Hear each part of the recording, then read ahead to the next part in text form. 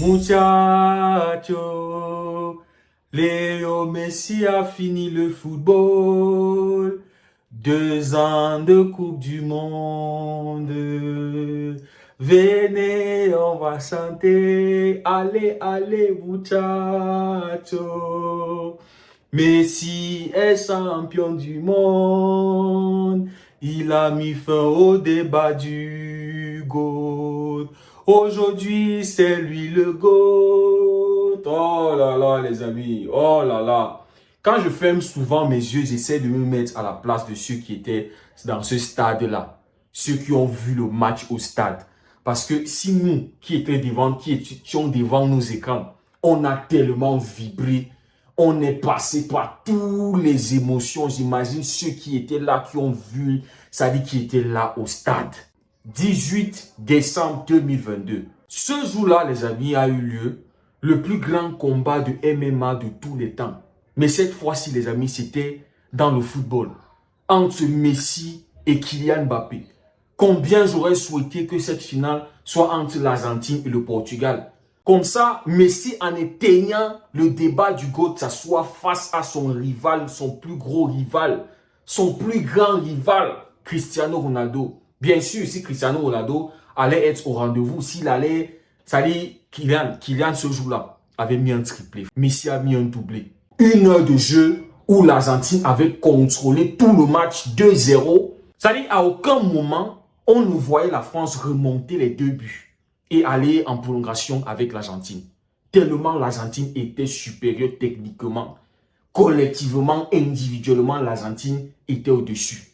Mais après l'heure de jeu, après l'entrée de Randal Colomoisy, c'est-à-dire on se disait qu'après la Coupe du Monde, un attaquant de classe mondiale était né. Mais Colomoisy est devenu un flop de classe mondiale. J'ai lu récemment qu'il va sûrement quitter le PSG. Quel flop, franchement. Après son entrée en Coupe du Monde où il a bouleversé tout. Il est à l'origine des 2 buts de Kylian Mbappé. Le penalty obtenu et ensuite la passe décisive pour le 2-2. Je crois que c'est lui qui avait même obtenu le 3e penalty, si je ne me trompe pas. Mais son entrée a bouleversé complètement les choses. On avait une Argentine qui était en train de maîtriser son sujet, qui était en train de dominer la France. Franchement, je voyais l'Argentine gagner dans les 90 minutes. Et quand il y a eu ce 2-2, franchement, quand la France a égalisé, la rage de Kylian, franchement, Kylian m'a écœuré, les amis. Kylian nous a écœuré. Son 2e but, franchement. Non, Kylian, franchement.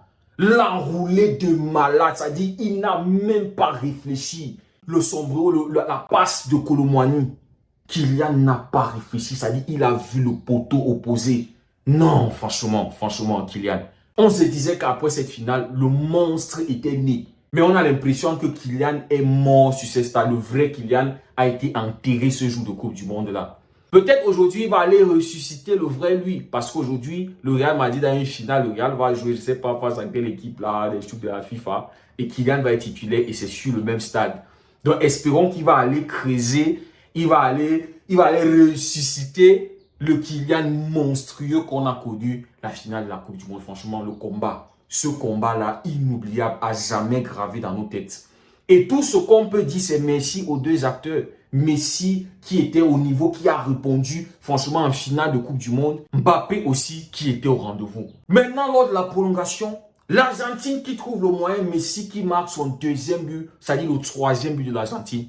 Moi, je me disais que là, non, ils ont fait le plus dur, ils ont marqué. La France, non, ils ne peuvent pas avoir le mental de revenir après le 3-2. Nous sommes en prolongation quand même. Les gars, l'Argentine, ils ont fait le plus dur, ils ont marqué le 3-2, ils vont gagner. Mais non.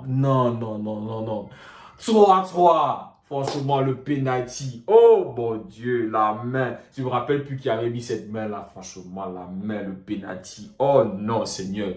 Nos émotions, franchement. Cette finale a énormément joué avec toutes nos émotions. Toutes les émotions, tous les organes, tout était impliqué lors de cette finale. Et puis, Kylian Mbappé encore qui égalise 3-3. Voilà. Là, on sentait que non. Là, on va aller au tir au but. Il n'y a rien. Cette histoire-ci, ça va aller jusqu'au tir au but. C'est là-bas.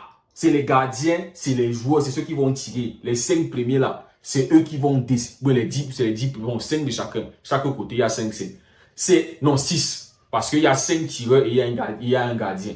Donc, 6 ici, 6 là-bas. C'est eux qui vont décider ça. Mais, les amis, l'occasion en or se présente devant Kolomoisy. Kolomoano, il avait la balle en or pour le 4-3. C'est-à-dire, c'est sûr qu'il marque. S'il marquait ce but-là, Mbappé allait être double champion du monde, back-to-back. Il ne faut pas oublier que la France était sur son deuxième finale consécutive. Et Mbappé voulait le remporter encore. C'était clair dans sa tête. Du moment où il avait déjà claqué son triplé là dans sa tête, c'était qu'il remportait ça, il rentrait avec ça en France. Il mettait la 3e étoile sur le maillot de la France. Kolomoisy, celui qui a fait basculer le match, l'occasion pour lui d'offrir alors de devenir à jamais un euro de la nation, c'est-à-dire à tout jamais. Mais c'est ce jour-là, les amis, que Dibu Martinez, il a sauvé le football ce jour-là, les amis.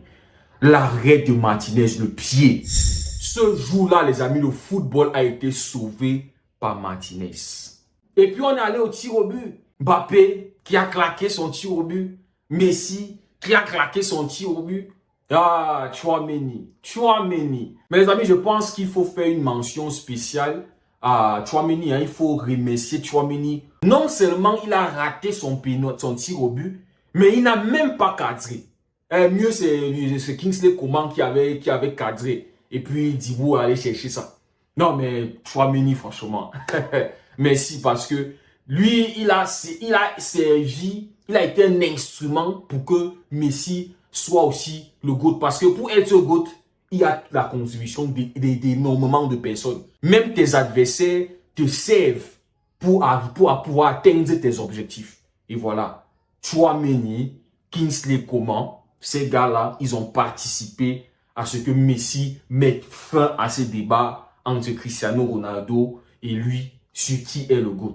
Et les amis, enfin, somos todos Montiel. Somos todos Montiel, les amis.